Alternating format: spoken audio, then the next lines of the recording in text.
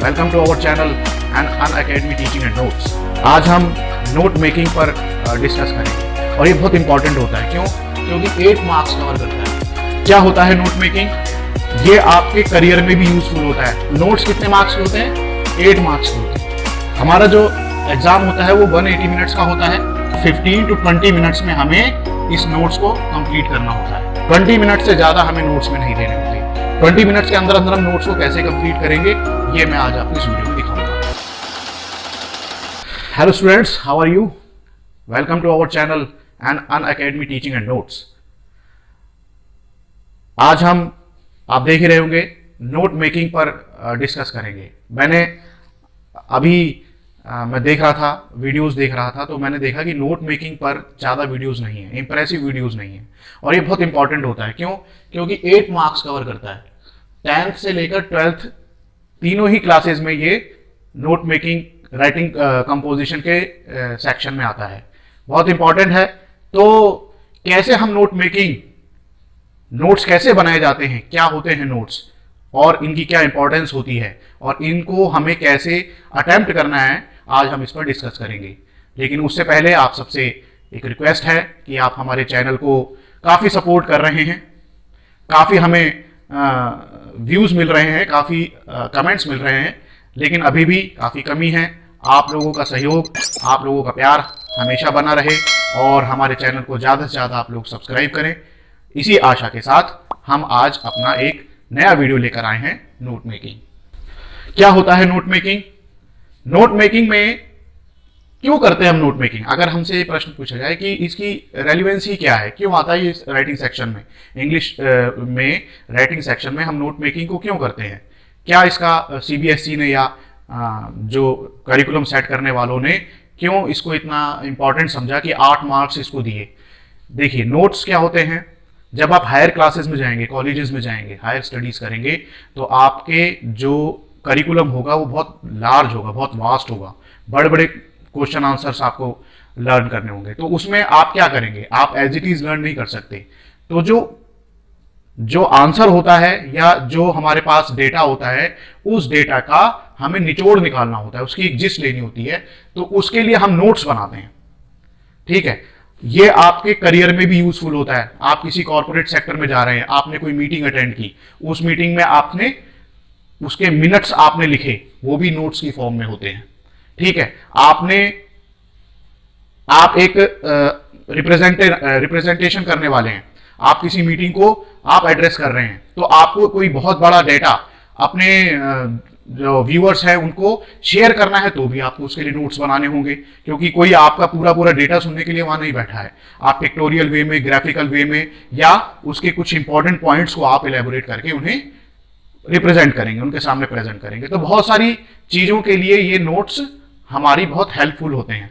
तो इनको बनाया कैसे जाता है ये आज हम डिस्कस करेंगे। हमारा जो एग्जाम होता है वो 180 मिनट्स का होता है, 3 आवर्स का। और हमारा जो मार्क्स होते हैं, प्रैक्टिकल को यदि हम हटा दें तो 80 मार्क्स का थ्योरी होता है और ये 8 मार्क्स का है। ठीक है, तो 8 मार्क्स के लिए हमें कितने मिनट देने हैं? 18 मिनट्स।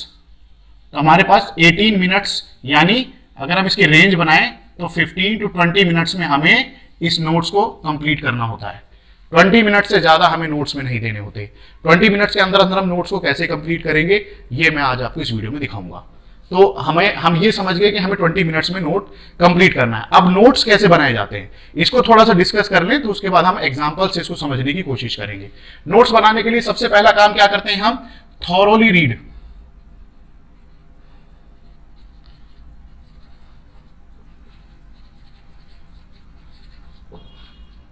देखिए, 3 तरह के रीडर होते हैं, जो स्टूडेंट्स होते हैं, हमने देखा है बीइंग एन एग्जामिनर। 3 तरह के होते हैं। एक होते हैं गुड रीडर, एक होते हैं एवरेज रीडर और एक होते हैं बिलो एवरेज रीडर। तो गुड रीडर कौन होते हैं? जो पहली ही रीडिंग में अच्छे से समझ जाते हैं कि ये जो पैसेज है, ये जो कॉम्प्रिहेंशन है किस पर है और इसमें क्या क्या इंपॉर्टेंट पॉइंट्स हैं जिन्हें मैं नोट्स में डेवलप कर सकता हूं। जो एवरेज रीडर होते हैं उनको 1 या 2 रीडिंग का समय लगता है, और जो बिलो एवरेज होते हैं बिलो एवरेज तो वो स्टूडेंट्स होते हैं जो समझ ही नहीं पाते कि पैसेज किस पर है। ऐसे भी स्टूडेंट होते हैं, वो क्या करते हैं, वो सिंपली ये करते हैं कि पैसेज में से कोई लाइन उठा ली अपने ही मन से, उसे लिखा है नोट में, बस 4-5 लाइनें उठाई और उनको वहां पे नोट्स में लिखाते हैं। वो होते हैं बिलो एवरेज और केयरलेस। हो सकता है कि वो एवरेज और अच्छे रीडर हों, लेकिन उन्हें तरीका ही ना पता हो कि किस तरह से हमें नोट्स बनाने हैं। तो ऐसे स्टूडेंट्स के लिए मैं ये कहूंगा कि आप इस वीडियो को जरूर देखें। अगर आप बिलो एवरेज हैं या आपको ये नहीं पता है कि नोट्स कैसे बनाए जाते हैं, तो आप ये वीडियो देखें। और इसमें जो मैं आपको लिख रहा हूं थोरो रीडिंग, ये बताऊंगा कि कैसे की जाती है। थोरो रीडिंग के बाद सेकंड चीज क्या होती है, राइट हेड्स एंड सब हेडिंग्स।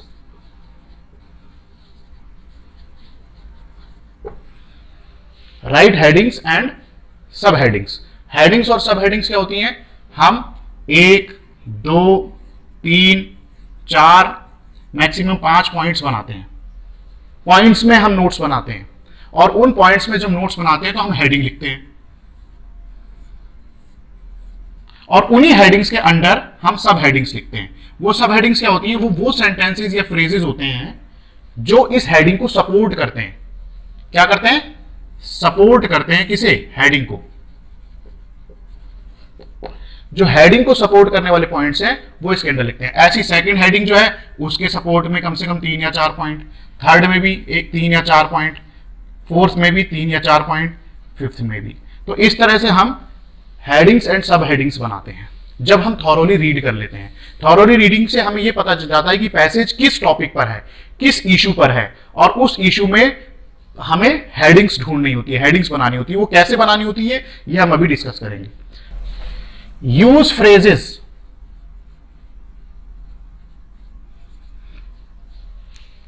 फ्रेजेस बनाइए। इज एम आर का यूज मत कीजिए, विल का मत कीजिए, हैव हैड का यूज मत कीजिए, वर्ब्स का यूज मत कीजिए। फ्रेजेस बनाइए। Not complete sentences. Complete sentences नहीं बनाने हैं। फोर्थ पॉइंट है यूज एब्रीविएशंस। ये बहुत जरूरी है। ठीक, मैं बताऊंगा कि अब मैं अभी इनकी मार्क्स डिस्ट्रीब्यूशन भी करूंगा, 8 मार्क्स को कैसे डिस्ट्रीब्यूट करना है। तो यूज एब्रीविएशंस और make a table. Abbreviation table भी बनानी है आपको, वो अभी डिस्कस करेंगे। एब्रीविएशंस में आप ये बात ध्यान रखेंगे कि कभी भी नंबर्स की एब्रीविएशंस नहीं बनाएंगे। नंबर्स की एब्रीविएशन आप नहीं बनाएंगे, ये ध्यान रखेंगे आप।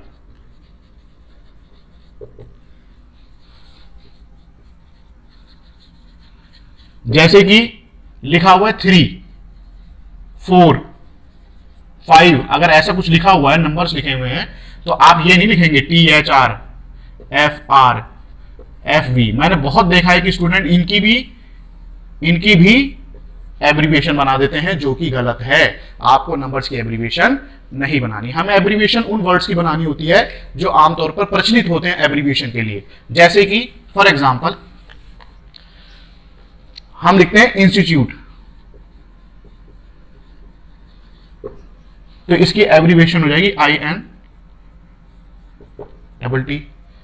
ठीक, हम लिखते हैं फेस्टिवल, तो हम इसकी लिख सकते हैं, हम लिखते हैं एडवर्टीजमेंट, तो हम इसमें लिख सकते हैं ADVT, यानी first word last word, first word last word. तो इस तरह से हम जो कॉमनली यूज्ड हैं ऐसे वर्ड्स जिनकी हम एब्रीविएशन बनाते हैं, उन्हीं की हमें एब्रीविएशन बनानी। हमने अपने हिसाब से एब्रीविएशन नहीं बनानी, हमने नाउन की एब्रीविएशन नहीं बनानी। जैसे किसी का नाम है राकेश और हमने लिख दिया RKH, तो ये कोई तरीका नहीं है, ये एब्रीविएशन नहीं है। हमें इस तरह की एब्रीविएशन नहीं बनानी। नाउन की, नेम्स की हमें एब्रीविएशन नहीं बनानी होती है, प्रॉपर नाउन्स की। तो ये हमारे को ध्यान रखना है। बस ये गलती बहुत सारे स्टूडेंट्स कमिट कर जाते हैं, जो कि एकदम से एग्जामिनर का ध्यान खींचते हैं और वो आजाद हो जाता है, वो स्वतंत्र हो जाता है इस बात के लिए कि वो आपके मार्क्स काट ले।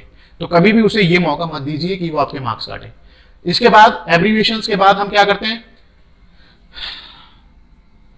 समराइज करते हैं, समरी बनाते हैं। वो कैसे बनाते हैं हम अभी डिस्कस करेंगे। तो ये कुछ मेन पॉइंट्स है जिन्हें हमें जो है लिखना होता है और उसको हम डेवलप करते हैं। अब हम ये देखते हैं कि किस तरह से नोट्स में मार्क्स डिस्ट्रीब्यूशन होता है। नोट्स के क्या कंपोनेंट्स हैं?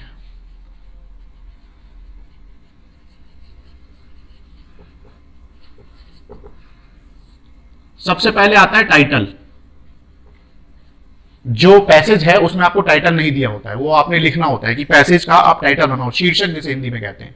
तो शीर्षक लिखना होता है कि वो पैसेज किस पर है, उसकी एक झलक उसमें टाइटल में आनी चाहिए कि वो पैसेज किस चीज पर है। सेकंड होता है आपका नोट्स, जो मैंने अभी बताए। थर्ड होता है आपका एब्रीविएशन, एब्रीविएशन टेबल। फोर्थ होती है आपका समरी। ये चार चीजों के अगर हम मार्क्स डिस्ट्रीब्यूशन करें, ऐसा कोई हार्ड एंड फास्ट नहीं है कि इनके मार्क्स इसी तरह के होते हैं, लेकिन एज एन एग्जामिनर हम आमतौर पर इसी तरह से करते हैं। आप अगर पूछेंगे तो आपको इसी तरह से मिलेगा। 1 मार्क्स का टाइटल लेते हैं, 3 मार्क्स का नोट होता है, एब्रीविएशन टेबल 1 मार्क्स की और समरी 3 मार्क्स की। तो ये नोट तो हो गया 5 मार्क्स का और एब्रीविएशन होगी 3 मार्क्स की। तो इस तरह से हमारे 8 मार्क्स का डिस्ट्रीब्यूशन हो जाता है नोट मेकिंग में। तो हम इनमें से किसी को भी नहीं छोड़ेंगे। अगर हमने टाइटल नहीं लिखा तो हमें बस 4 में से ही मार्क्स मिलेंगे, 4 में से 3 या 2 जो भी मिले। और अगर हमने एब्रीविएशन टेबल नहीं बनाई तो हमें फिर 4 में से मार्क्स मिलेंगे। अगर हमने दोनों नहीं बनाए तो फिर हमें 3 में से मार्क्स मिलेंगे। तो इस तरह से हम ध्यान रखेंगे, ये चारों कंपोनेंट्स को हम यूज करेंगे। बहुत सारे बच्चे टाइटल नहीं लिखते, बहुत सारे स्टूडेंट्स जो है एब्रीविएशन टेबल नहीं बनाते, बहुत सारे स्टूडेंट समरी नहीं लिख के आते, या तो वो समरी को ही नोट समझ लेते हैं, नोट्स ही नहीं बनाते, सीधा समरी लिख के आ जाते हैं। तो फिर आपको 8 में से नहीं, कितने में से मिलेंगे? 3 में से मार्क्स मिलेंगे, 3 में से 2, 1 जो भी मिलना हो आपको। तो ये 8 मार्क्स इंपॉर्टेंट हैं, लेकिन तब जब आप ये चारों ही कंपोनेंट्स कवर करते हैं। अब इसमें जो है नोट्स हैं, जो अगर हम नोट्स की बात करें,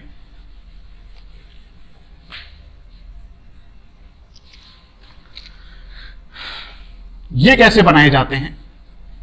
इसको बनाने के तरीके हो सकते हैं। आपने मान लीजिए 4 सब हेडिंग ली,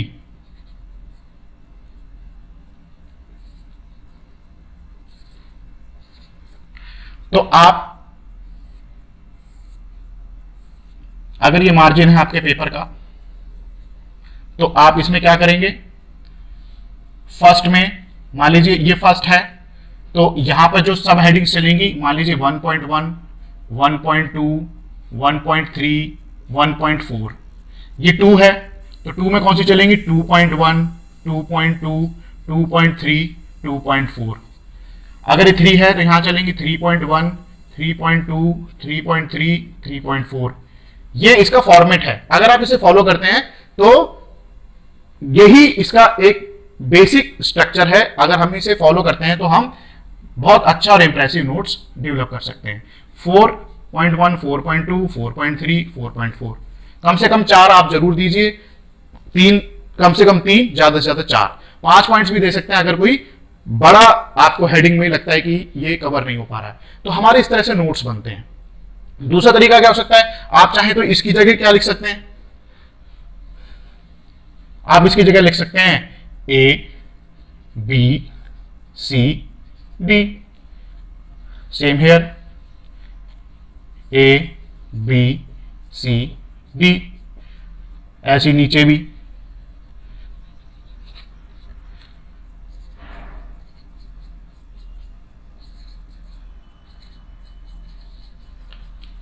और इसकी जगह आप दूसरा भी लिख सकते हैं, रोमन में लिख सकते हैं।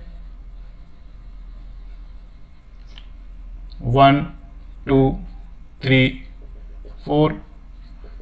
ये आप पर है कि आप इसमें से कौन सा फॉर्मेट सिलेक्ट करते हैं, लेकिन फॉर्मेट सेम रहेगा। हेडिंग्स थोड़ा बाहर की तरफ और ये थोड़ा अंदर की तरफ। ये आप समझ लीजिए, ये हेडिंग्स के अंदर की तरफ रहेंगे। थोड़ा सा आप यहां से शुरू नहीं करेंगे। आपने वेल लिख दिया तो यहां पे 1, 2 नहीं लिखेंगे, आप यहां पे नहीं लिखेंगे, ये गलत माना जाएगा। आपको थोड़ा अंदर की तरफ लिखना है 1 2, ताकि ये पता लगे कि ये हेडिंग्स हैं, ये सब हेडिंग्स हैं। बिल्कुल कैजुअल होकर नोट्स नहीं बनाने। ये मेरे को कंप्लेंट एज एन एग्जामिनर हमेशा रहती है कि बहुत कैजुअली हम लिख देते हैं, अगर बनाते भी हैं तो हम एक लाइन में लिखते चले जाते हैं हेडिंग और सब हेडिंग, तो वो एक अच्छा सा रिप्रेजेंटेशन सामने नहीं आता। तो फिर जब कंपैरिजन होता है किसी अच्छे पेपर से, तो फिर मैटर सेम होने के बावजूद भी एक्सप्रेशन अच्छे नहीं है, तो फिर उसमें आपके मार्क्स कट जाएंगे। तो ये ध्यान रखिए, छोटी छोटी हम मार्क्स कटवाने वाली गलतियां तो बिल्कुल ना करें। बाकी अगर हमें कोई चीज समझ में नहीं आती तो एक अलग बात है, लेकिन आने के बावजूद अगर हम मार्क्स कटवा रहे हैं तो ये हमारी ही गलती है, इसको हमें सुधार लेना चाहिए एज सुन एज पॉसिबल। तो इस तरह से आप नोट्स के फॉर्मेट को डेवलप करेंगे।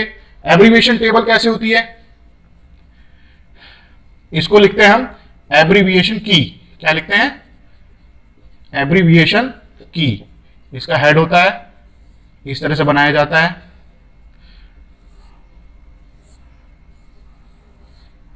यहां पे एब्रीविएशन होती है नंबर 1, नंबर 2, नंबर 3, 4, 5, 6, 7। 7 से ज्यादा आपने एब्रीविएशन नहीं बनानी है और 5 से कम नहीं बनानी है। मिनिमम 5 एब्रीविएशन, मैक्सिमम 7 एब्रीविएशन, ये आप ध्यान रखेंगे। मैक्सिमम 7 एब्रीविएशन, जैसे एडीवीटी यहां पे लिख दिया और इसका मतलब क्या हुआ? एडवर्टीजमेंट। पूरा लिखना है वर्ड आपने कि जी हमने एडवर्टीजमेंट को अपने नोट्स में एडीवीटी लिखा हुआ है। आपने CLLG लिखा हुआ है तो दैट मीन्स कॉलेज, है ना। आपने और क्या लिख सकते हैं? आपने TRK लिखा हुआ है, दैट मीन्स ट्रैकिंग या ट्रैक। तो इस तरह से आप अपनी एब्रीविएशन को, जो आपने एब्रीविएशन यूज की हैं उन्हें और उनका फुल वर्ड, पूरा वर्ड जो है वो आप साइड में लिखते जाएंगे, ताकि एग्जामिनर जो है वो क्रॉस चेक कर सके, अच्छा कि इस बच्चे ने जो एडीवीटी लिखा है इसका मतलब है एडवर्टीजमेंट, इसने CLLG लिखा है इसका मतलब है कॉलेज। तो ये एब्रीविएशन की बनानी बहुत जरूरी है। तो जब आप एब्रीविएशन टेबल बना देंगे, उसके बाद हमारी समरी रह जाती है। समरी क्या है मैं बताता हूं। जो हमने नोट्स बनाए थे ना अभी, उन नोट्स के जो फ्रेजेस थे, जो हेडिंग और सब हेडिंग्स थी, उनको सेंटेंस में फॉर्म कर दो। समरी में जो फ्रेजेस ऑफ द नोट्स